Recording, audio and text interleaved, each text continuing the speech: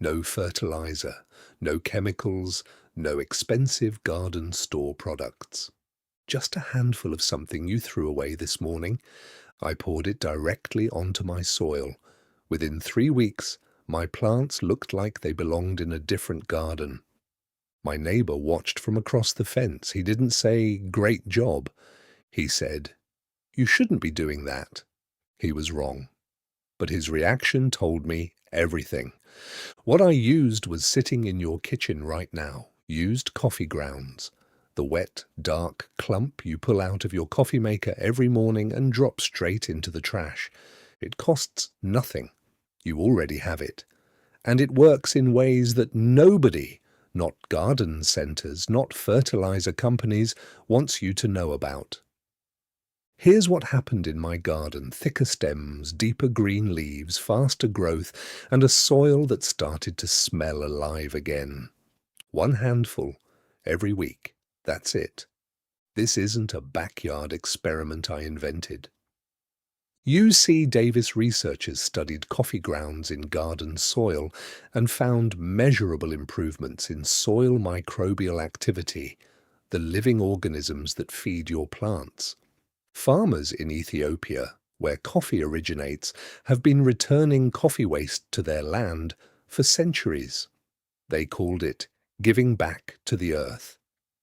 In Japan, tea and coffee waste have been composted into soil amendments since the Edo period, over 400 years ago. And in 2012, Starbucks quietly launched a program called Grounds for Your Garden, giving away used coffee grounds for free to gardeners who asked. They stopped promoting it loudly. Can you guess why? Because it works too well. The garden industry in the United States alone is worth over $50 billion a year.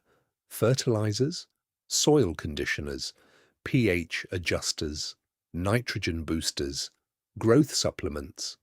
Every single one of those products solves a problem that used coffee grounds also solves for free.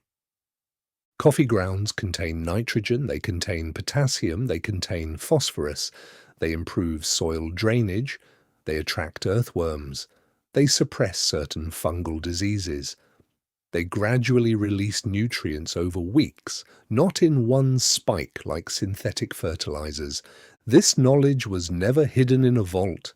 It was buried in plain sight, inside the thing you throw away every single morning. Think about your morning routine. You wake up, you make coffee, you pull out the used grounds, dark, wet, still warm, and you drop them in the trash without a second thought.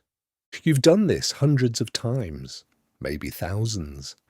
Every single time you threw away a slow-release fertilizer that professional gardeners pay real money for.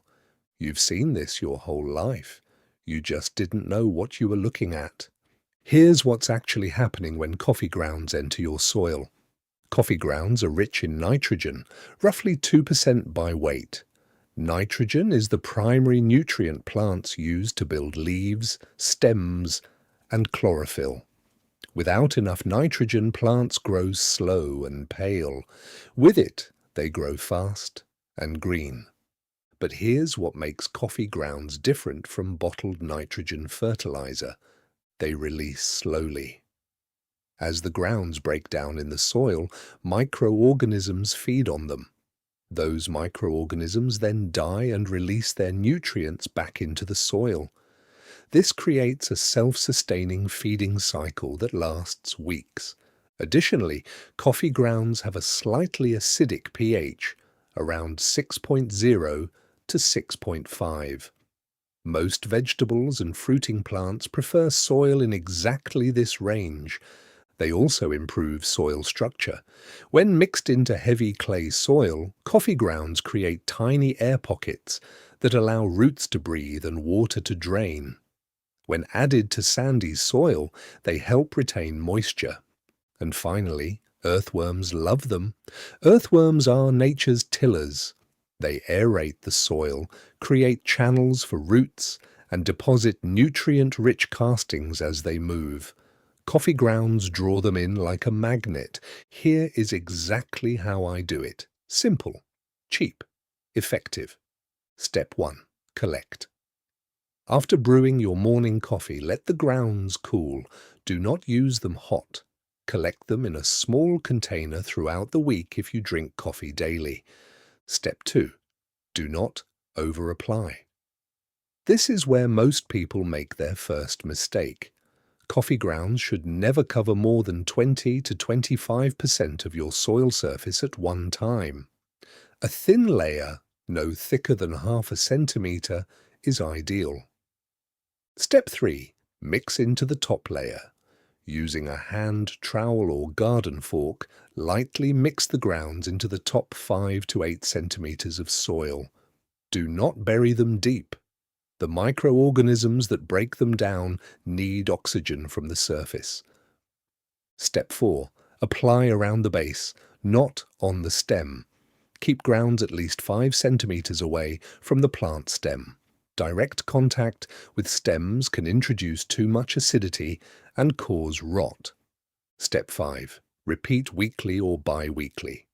Once a week for heavy feeders like tomatoes, peppers, and leafy greens. Every 2 weeks for lighter feeders. Do not apply to plants that prefer alkaline soil. Lavender, asparagus, and brassicas do not respond as well.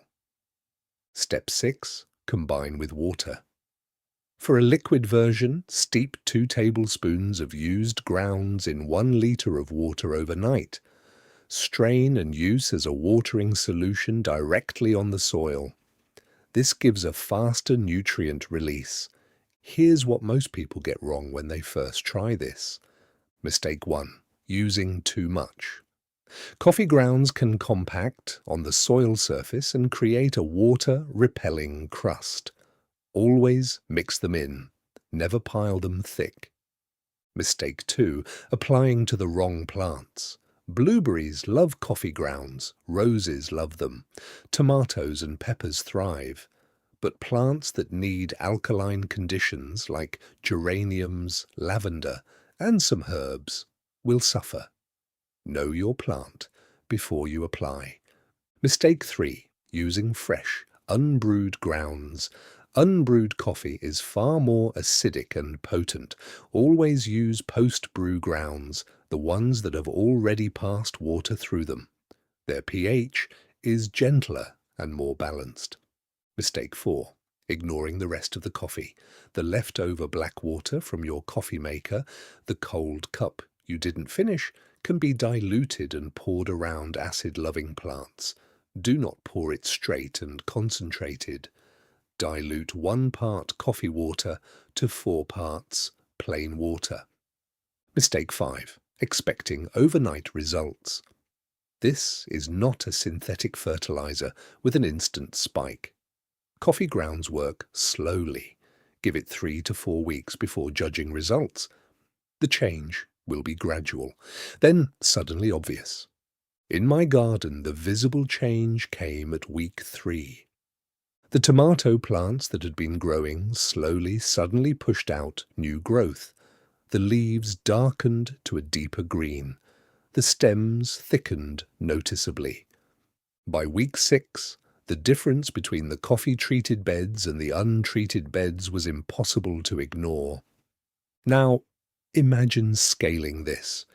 If you collect grounds not just from your kitchen but from a local café, most cafés give them away for free if you ask, you can treat a plot many times larger than a typical home garden at 0 cost. One medium-sized café produces 5 to 10 kilograms of used grounds daily. That is enough to feed a substantial vegetable garden every single week for an entire growing season.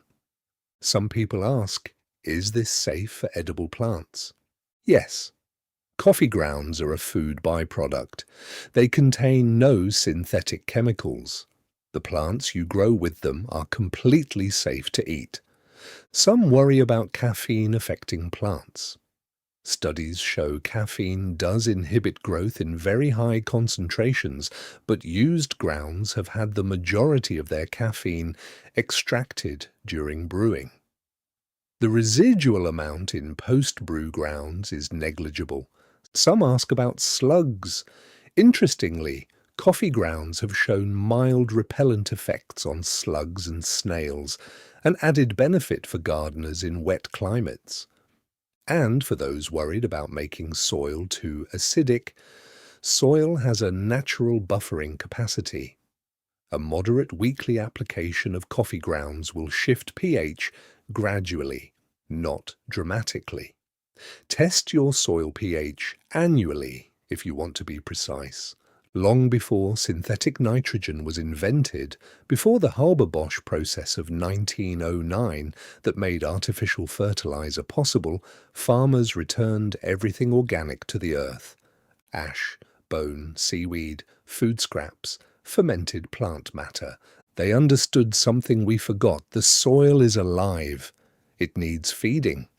And the best food for living soil comes from living things. Coffee itself was cultivated in East Africa for over 1,000 years before European traders brought it to the rest of the world. The farmers who grew it never let the waste leave the land. They didn't call it composting. They didn't call it soil amendment. They just called it common sense. We replaced common sense with a $50 billion industry. And somewhere along the way, we forgot what we already knew. Every morning, billions of people around the world make coffee. And every morning, billions of handfuls of nitrogen, potassium, and phosphorus go straight into the garbage. We pay for fertilizers that do what this waste already does. We buy soil conditioners that replicate what this byproduct already provides. We read articles about the nitrogen crisis in agriculture while we throw nitrogen in the trash before breakfast. The knowledge was never lost. It was just made inconvenient to remember. Because inconvenient knowledge doesn't sell products. The most powerful things are often the simplest. The most valuable resources are often the ones we've already decided are worthless. Look at what you throw away. You might be surprised what you've been burying.